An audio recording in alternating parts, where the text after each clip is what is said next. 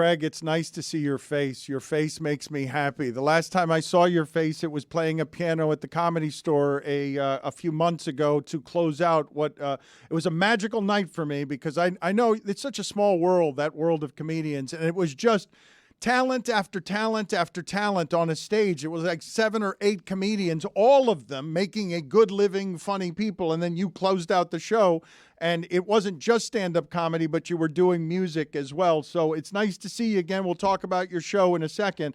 But I don't know what you get the most joy out of doing professionally, but it looked like singing and laughter was at the top of the list when you closed that show out.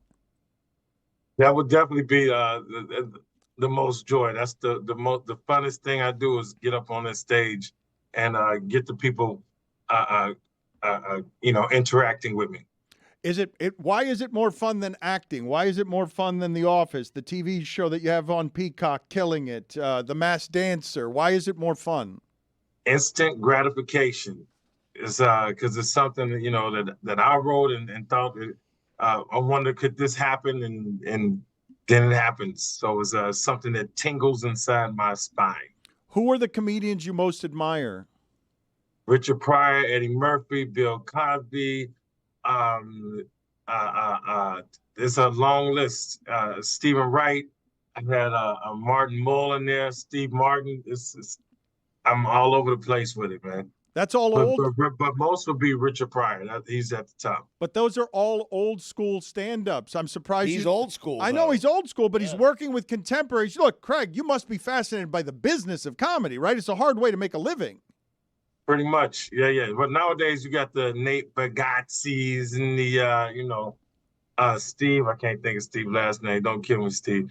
But yeah, it's a bunch of them out there now that's just leading the charge. And I have Corey Holcomb from Chicago, Godfrey, all these guys, that I looked up to coming up. Those are the couple of examples. What is it that you get the most gratification on from television? You mean which show, or what do you mean? No, just like in terms of creating something that's not just sit around and wait and cash a check or make money, but you're fulfilled by what it is that you're making because it allows yourself to sort of push through some creative limits. You know what's interesting about that is like the projects that come across, even it's like this Cup Noodles campaign.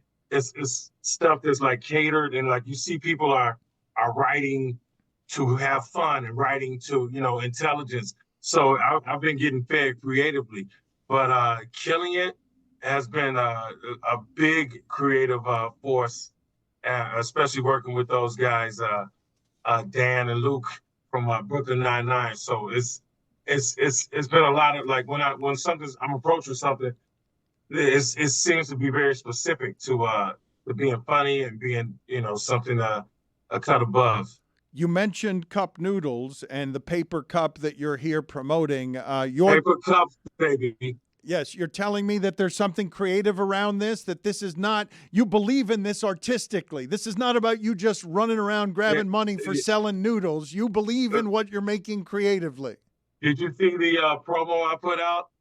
I have not seen it. Okay, yeah. So it's like you got to check out some of the stuff, and yeah, man, it's fun. It's they definitely took some time in the writing. It's not it's not killing. It's not a series, but it's got to get you, and it's got to get a lot of people right away. But it definitely was having fun, and I got to improvise some stuff too. But what happened to the O in Cup-O Noodles? There used to be an O with an apostrophe. Where did it go? Yeah, the O is gone. I got the story, but I'm gonna be honest with you, I forgot.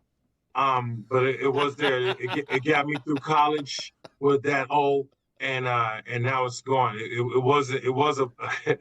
I did definitely ask about it, and I definitely forgot what happened. All right, so you asked what happened to the O? He asked. He did the research. He did. Forgot Steve's last name. I'm concerned. Well, this is a man. This is a man who's lived life. He's lived big. There are things that are going to get forgotten or trampled in the past. For sure.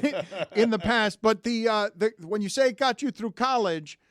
Tell me the backstory of who you were in college and how much Cup-O noodles you were eating in college.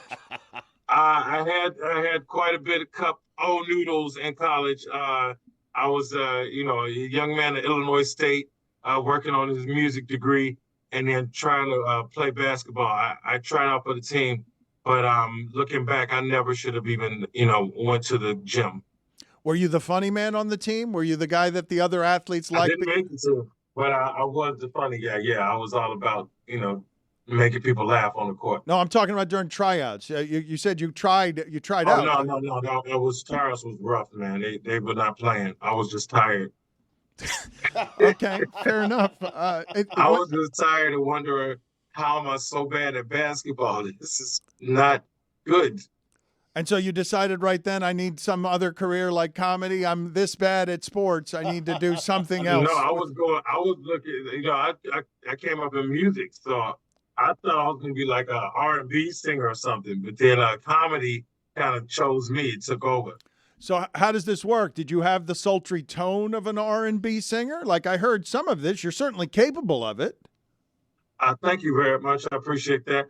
Yeah, it's just like I said, comedy just took over, and the silliness. Once I realized that you know, people could get paid to do comedy, it was kind of a wrap. Well, how did you realize that? Because it's not the easiest way to make a living. I was in college, and you know, people would come to me and say, "Craig, I was trying to tell them what you were saying the other day." Like, essentially, they were trying to repeat my bits, but I didn't. They weren't bits at the time. I was just being Craig, being silly. And I could not stop. And my father even was like, "Hey, you know, people get paid to do this stuff." But what he didn't realize, I was like, "What?" So he was trying to, you know, dissuade me. Next thing you know, I'm looking into it about a book on comedy, and now I'm just. I remember I drove to see Richard Jeni, rest in peace. He was doing a talk at a Chicago Comedy Club. So I left college. I drove the 2 hours home to just check that out and drove back. You know. So it was the first thing I took serious was comedy, and you know, I haven't looked back. I've been loving it ever since. Were the early days broke? Yes, very very broke. What? But thanks to cup noodles, Yes. I was able to eat, baby. What I used to microwave it back then. You're not supposed to do that with the old packages, but now you can, and it takes 2 minutes and 15 seconds. Wow. You can cook it very, very quickly. Look at that sign, Billy. What's that sign behind him? We have what I believe to be the nation's foremost authority on The Masked Singer. The day after the Super Bowl a few years ago on ESPN, Billy came and started the show with a Masked Singer update. Yeah. Billy, surely you have bad idea. You have questions about the room the man's sitting in, no? Well, I assume you have a Masked Singer poster behind you there, Craig. I'm assuming this is because you're somewhere where it's produced, or you're maybe part of the Masked Dancer still, or maybe you want to sing us a song. Your first answer is correct. It's I'm over here at a Fox studio. I just did an interview, and then they were kind enough to give me a room to do some more interviews, some Zoom interviews in here. But Billy was headed down a path, and I agree. Like, I would love to hear Craig Robinson sing his favorite song. Well, you performed on The Masked Singer, right? Not as a contestant, but you were like a guest performer. Yeah, but I sang "I Will Survive" like one day coming out. Yeah. It was so. It was like a mask. Like they had this mask. I was supposed to guess who I am. But yeah, I came out and did "I Will Survive." I don't believe that the Zoom is going to pick up how much range this man's voice has, Stugotz, because I don't know whether, I mean, you felt like you were going to be a professional singer, correct? Like, how does one get dissuaded from that? Well, like I said, I was in college, so, you know, I wasn't for sure, but I did, but I was like, you know, heading down that path. But again, the comedy swooped in and was like, this is it, and you can add singing to that if you want. So that's what it was, man. Dan, Craig, I did some research. Apparently, when it was introduced, it was Cup of Noodles, and then in 1993, they changed the name to Cup Noodles. But in 2021, to celebrate the 50th anniversary, they started making Cup O Noodles again. Now it's back to Cup Noodles. Wait a minute. So, okay, you say boom, but that means the Cup O Noodles was a couple of years ago, but now we're back to Cup Noodles? Anniversary, though. Yeah, anniversary edition. Yeah. It's because of the anniversary. But now you can microwave it, Dan. 2:15. 2 minutes. He said 2:12. He said 2:12. 15. And yes, it's a paper cup now. You're welcome.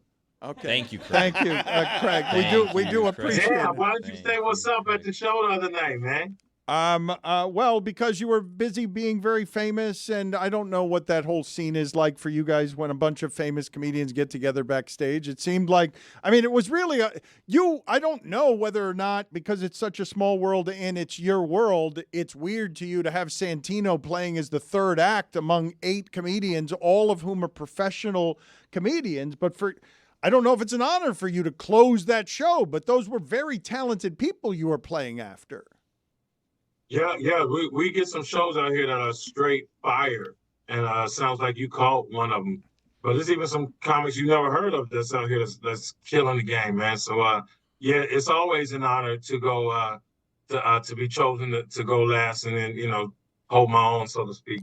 Do you have a very passionate sports opinion of any sort that I can aggregate for content because you are insane with anger that the Bears are thinking of trading Justin Fields? My pickleball team has no, I don't have anything. You don't have anything. You don't care. I get no soundbite for you. You are about music, comedy, and noodles is what you're about. You've got You better believe it, and paper. and paper. Which paper are you talking about? The one that holds the noodles, or the paper you get paid to advertise the noodles? Let's go with both of them. But right now, that nickel paper, baby. Quiche. It's nice seeing you, Craig. Thank you for being on the show, sir. Thanks for having me. Good to see y'all, buddy. All right, thank you, Craig.